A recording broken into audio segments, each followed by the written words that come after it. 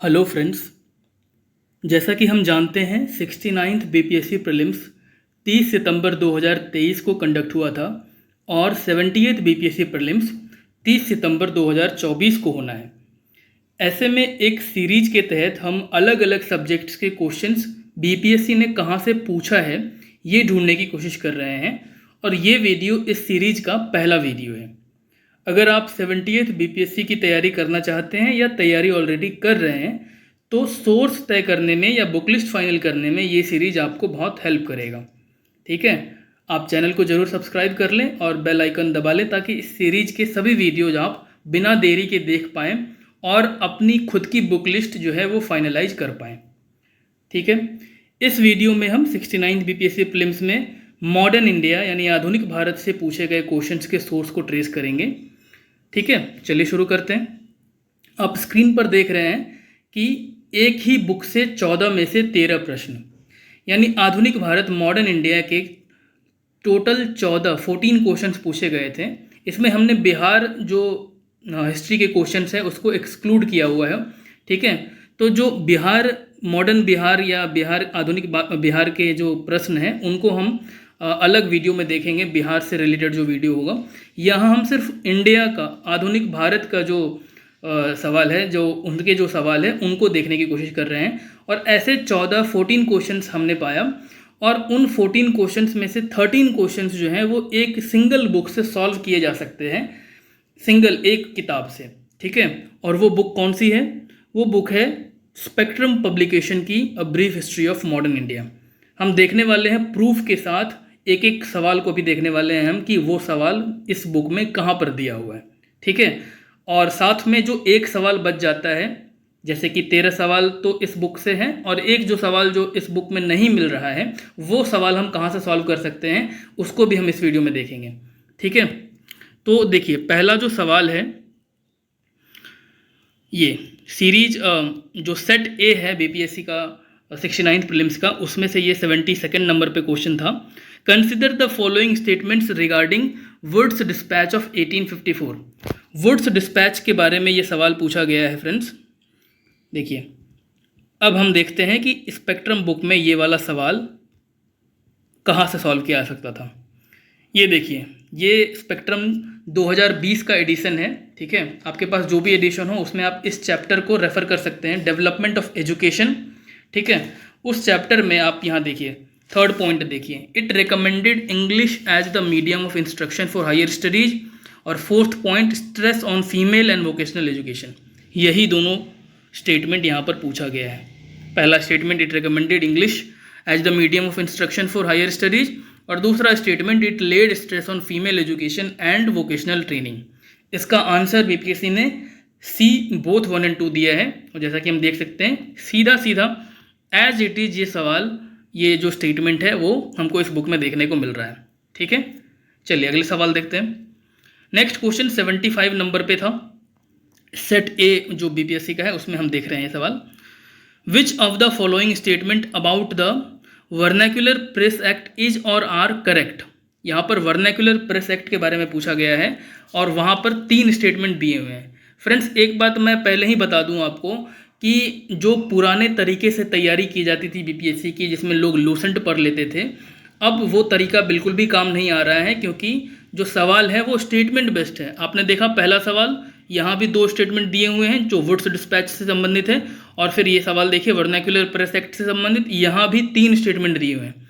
Lucent में हम direct 1 liner जो है वो फैक्ट्स देखते हैं जो कि अब रेलिवेंट नहीं रह गया है मॉडर्न इंडिया के लिए कम से कम। ठीक है, तो आधुनिक भारत जब आप पढ़ रहे हैं, तैयारी कर रहे हैं, तो उसके लिए आपको कौन सा सोर्स रखना है ये आपको बहुत क्लियर होना चाहिए इस वीडियो को देख करके कि लूसेंट जैसा 1 लाइनर जो मटीरियल है आप वहाँ से तैयारी अब नहीं कर सकते हैं आधुनिक भारत के लिए, मॉडर्न इंडिया के लिए। ठीक है, तो मॉडर्न हिस्ट्री के जो ये सवाल हैं ये हम देख रहे हैं। ये सवाल इसमें 3 स्टेटमेंट दिया हुआ है। अब देखिए ये चीज़ भी आपको स्पेक्ट्रम में यहाँ दिया हुआ है। देखिए स्पेक्ट्रम का ये चैप्टर है जो 2020 का एडिशन है। मैं हर बार 2020 का एडिशन ही जो सवाल का जो चैप्टर का नाम बताऊंगा वो 2020 एडिशन के अकॉर्डिंग होगा। आप अलग अलग बुक में उसको, अलग अलग एडिशन में उसको रेफर कर सकते हैं, अलग अलग चैप्टर। ठीक है, यहाँ देखिए इस चैप्टर में ये जो चैप्टर है प्रेस, डेवलपमेंट ऑफ प्रेस से रिलेटेड, यहाँ पर देखिए इसमें दिया हुआ है the act to be nicknamed the gagging act, यही पूछा था यहाँ पर। जो सेकंड स्टेटमेंट है, it came to be known as gagging act, vernacular press act को गैगिंग एक्ट भी कहा गया, ये दूसरा स्टेटमेंट है। पहला स्टेटमेंट है it was enacted by Lord Lytton, और थर्ड स्टेटमेंट है the act was repealed by Lord Ripon, यानी ये एक्ट कौन लेकर आया था और एक्ट को किसने रिपील किया, हटाया किसने। तो देखिए इसी पेज पर लास्ट में लिखा हुआ रिपन रिपील्ड इट, ठीक है। लॉर्ड रिपन जो थे, जो वाइसरॉय थे, उन्होंने इसको रिपील किया था, ये वाला स्टेटमेंट भी देख लीजिए। और साथ साथ जो है फ्रेंड्स, आप इसका ये जो बुक है इसके अपेंडिक्स को पढ़ेंगे तो वहाँ पर भी अलग अलग वाइसरॉय वाइज जो है या गवर्नर जनरल वाइज जो है वहाँ पर फैक्ट्स दिए हुए हैं कि किस गवर्नर जनरल या किस वाइसरॉय ने के ड्यूरेशन में कि किस कौन सा के पीरियड में कौन सा डेवलपमेंट्स हुए इंडिया में, क्या क्या चीज़ें हुई, ठीक है। वहाँ पर भी आप पाएंगे कि जब आप लॉर्ड लिटन के बारे में पढ़ेंगे तो वहाँ पर आप वर्नाकुलर प्रेस एक्ट के बारे में पढ़ेंगे, और जब रिपन के बारे में पढ़ेंगे उसके बाद ठीक बाद तो रिपन ने इस एक्ट को ख़त्म किया था, हटा दिया था, ये भी पढ़ेंगे आप, ठीक है।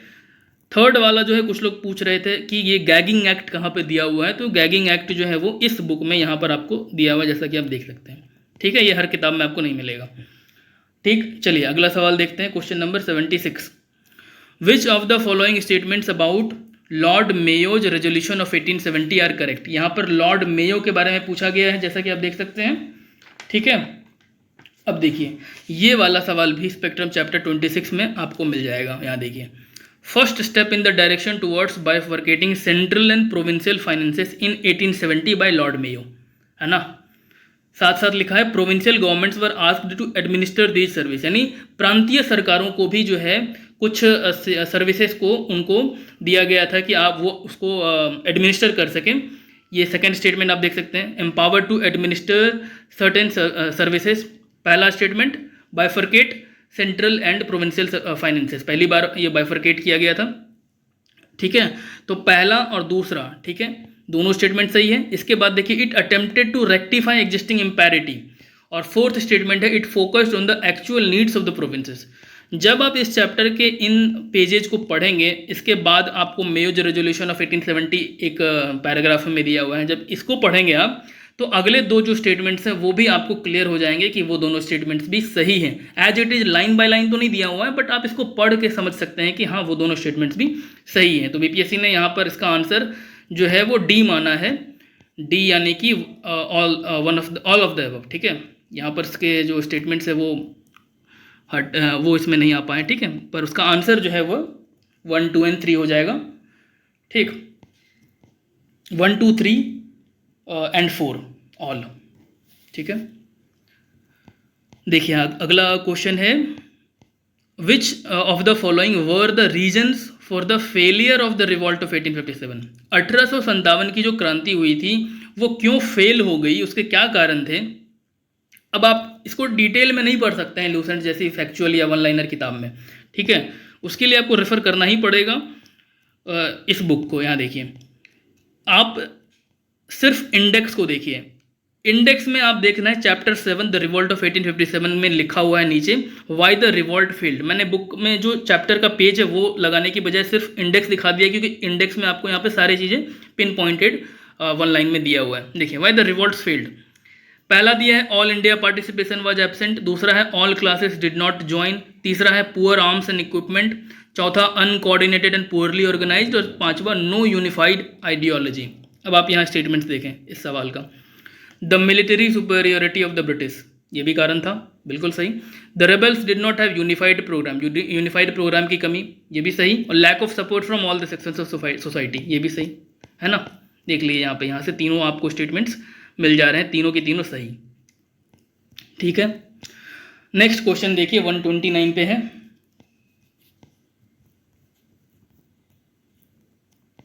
ये 126 हो गया, 129 नेक्स्ट क्वेश्चन देखते हैं। Consider the following events during India's freedom struggle, home rule league, Surat split, Kheda Satyagraha, और चौथा है मिंटो मॉर्ले रिफॉर्म्स। फ्रेंड्स ये क्वेश्चन क्रोनोलॉजी में सजाना है इनको, ठीक है, कि पहले कौन सी घटना हुई फिर कौन सी घटना हुई। ये सवाल आपको सीधा सीधा एक चैप्टर में तो नहीं मिलेगा ना, हम जानते हैं, हम समझ सकते हैं कि ये अलग अलग इवेंट्स हैं और अलग अलग चैप्टर्स में आपको ये मिलेंगे। हालांकि इस तरह की ये जो 4 चीज़ें हैं ये आपको फैक्चुअल बुक में मिल जाएगा, पर चूंकि हम यहाँ रेफ़र कर रहे हैं एक बुक, क्योंकि हम बहुत सारी किताबें नहीं पढ़ सकते हैं और अगर पढ़ भी लें तो उनको रिवाइज करना बहुत मुश्किल होता है। तो यहाँ हमने एक ही बुक ऐसा पाया है जिसमें कि 14 में से 13 सवाल जहाँ से सॉल्व हो रहे हैं।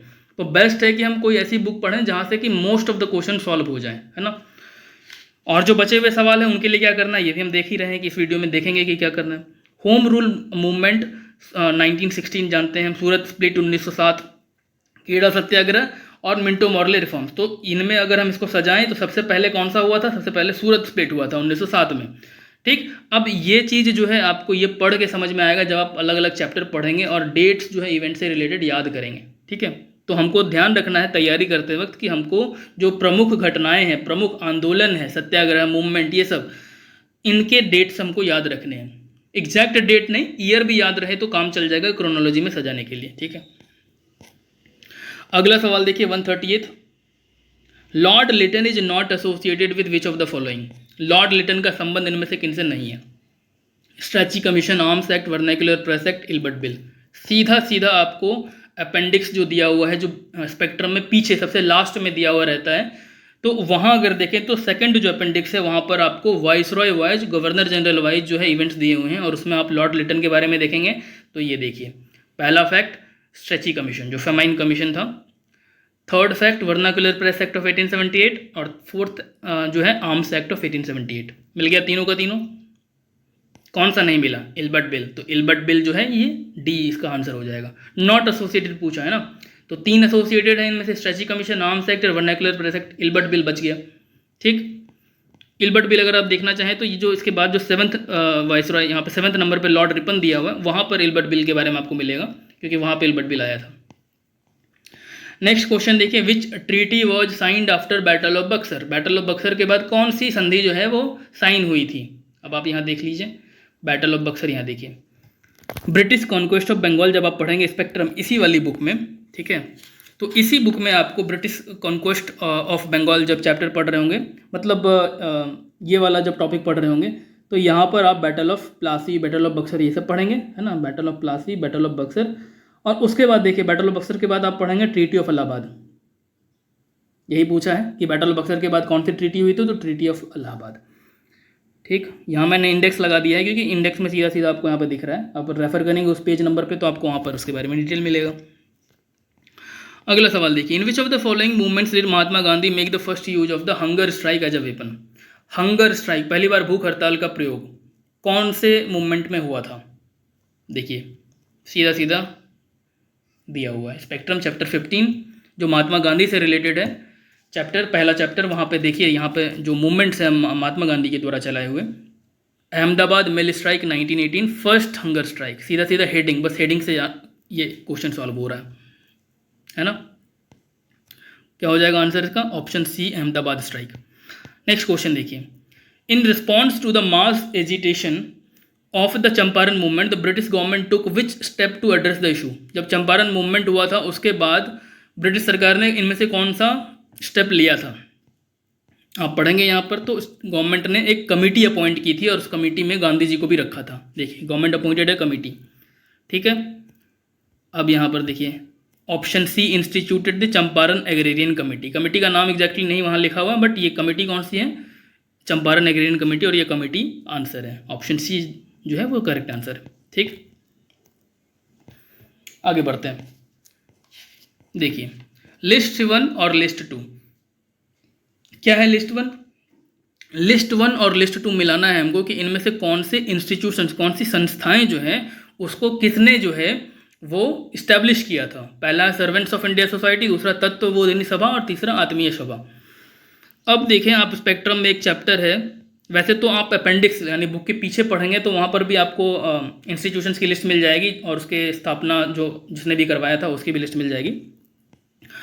पर अगर आप ये देखें स्पेक्ट्रम का चैप्टर 9 जो रिफॉर्म्स से रिलेटेड चैप्टर है, जो राजा राम मोहन रॉय के रिफॉर्म्स और वहाँ से शुरू होता है पूरा, राजा राम रॉय के ब्रह्म समाज, फिर आत्मीय सभा, ये सब जो दिया हुआ है।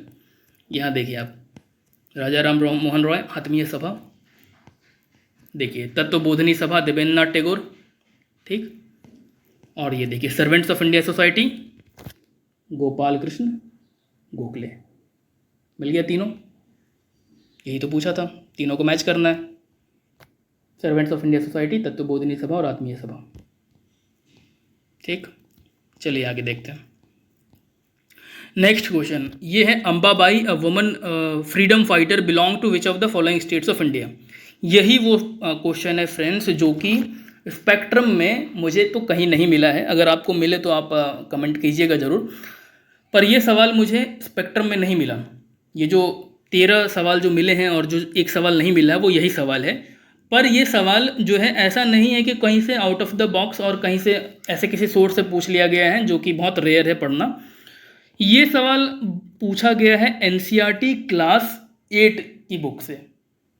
क्लास 8 की जो बुक है आवर पास्ट पार्ट 3, क्लास 6 की बुक है आवर पास्ट पार्ट 1 जो एंशिएंट इंडिया है, प्राचीन भारत। क्लास 7 की बुक जो है आवर पास्ट पार्ट 2 जो कि मिडेवल इंडिया की बुक है। और क्लास 8 में आवर पास्ट पार्ट 3 चलता है, जिसमें आप आधुनिक भारत पढ़ते हैं, मॉडर्न इंडिया पढ़ते हैं। वहाँ पर आप जब बुक पढ़ेंगे तो चैप्टर 11 आपको दिया होगा, और उस चैप्टर 11 में आपको अंबाबाई के बारे में ये देखिए दिया हुआ है, women in the freedom struggle Ambabai. कहाँ से थी? फ्रॉम कर्नाटका। इसका आंसर क्या हो जाएगा? कर्नाटका। ठीक है, तो घबराना नहीं है कि ये वाला सवाल, एक सवाल जो पूछ लिया वो कहाँ से पूछ लिया, तो ऐसा कुछ नहीं है। ये सवाल एनसीईआरटी से पूछा गया है और वो भी क्लास 8 की एनसीईआरटी। एक चीज़ आपको ध्यान रखना है, न्यू एनसीईआरटी, जो नई वाली एनसीईआरटी है वो।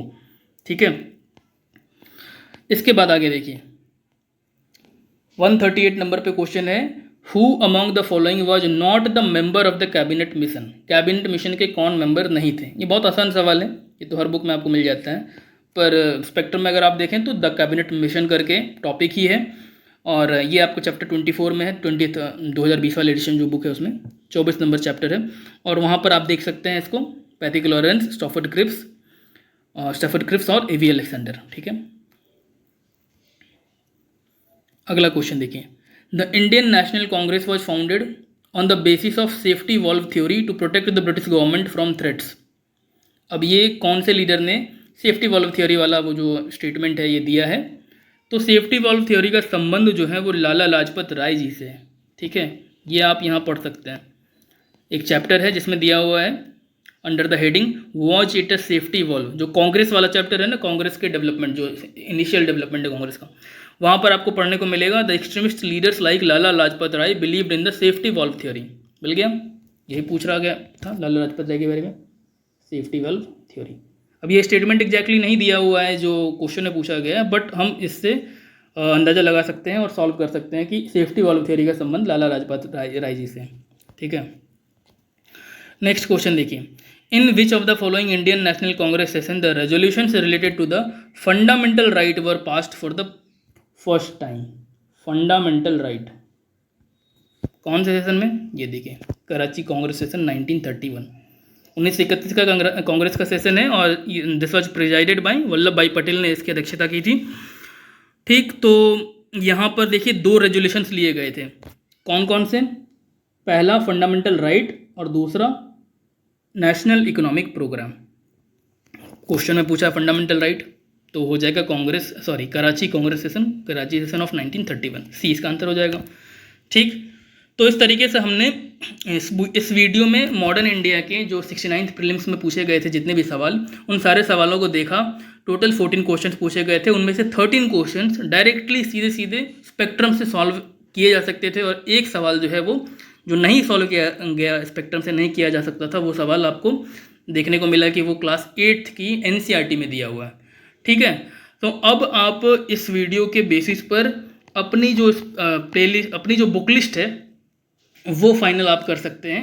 पर एक चीज़ का और ध्यान रखिएगा फ्रेंड्स कि ये 69th बीपीएससी के जो प्रश्न है वो प्रश्न है, पर 68th के प्रश्न कहाँ से पूछे गए थे या 67th के प्रश्न कहाँ से पूछे गए थे वो भी आपको देखना चाहिए, क्योंकि 67th बीपीएससी जो है वो नए चेयरमैन जो अतुल प्रसाद सर थे उन्होंने कंडक्ट करवाया था, और 68 69 भी उनके सामने हुआ था, उनके टाइम पर हुआ।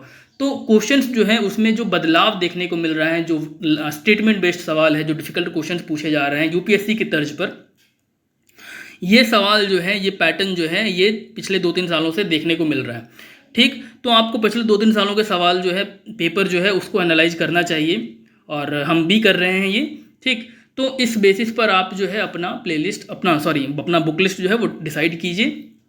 इस सीरीज में और भी सब्जेक्ट्स के जो क्वेश्चंस है वो कहाँ से पूछे गए थे उनको भी हम लेकर आएंगे। आप सब्सक्राइब कर लीजिए चैनल, ताकि आपको जो है वो नोटिफिकेशन वगैरह मिले, ठीक है। और ये वीडियो अगर आपको पसंद आया तो ज़रूर लाइक कर लीजिए इस वीडियो को। और साथ ही अगर आपके जो दोस्त या जो साथ में जो भी लोग प्रिपेयर कर रहे हैं उनको भी आप ज़रूर शेयर कीजिएगा, क्योंकि बहुत मेहनत लगता है ये सोर्स ट्रेस करने में, ठीक है। तो ज़्यादा से ज़्यादा लोगों के पास अगर पहुँचेगा तो उनकी भी हेल्प हो पाएगी, वो उनको भी अपनी तैयारी करने में, अपनी बुक लिस्ट फाइनलाइज करने में उनको हेल्प मिल सकेगी, ठीक है। तो इस वीडियो में फ़िलहाल इतना ही, फिर मिलते हैं अगली वीडियो में दूसरे किसी सब्जेक्ट के साथ। आपकी जो भी रिक्वायरमेंट हो, जिस भी सब्जेक्ट का आपको चाहिए हो, वो आप ज़रूर कमेंट कीजिए। इस वीडियो के बारे में आपको क्या फील हो रहा है वो भी कमेंट कीजिए, ठीक है। कोई भी सुझाव हो उसको आप कमेंट कीजिए, ठीक। तो फिलहाल इतना ही, थैंक यू।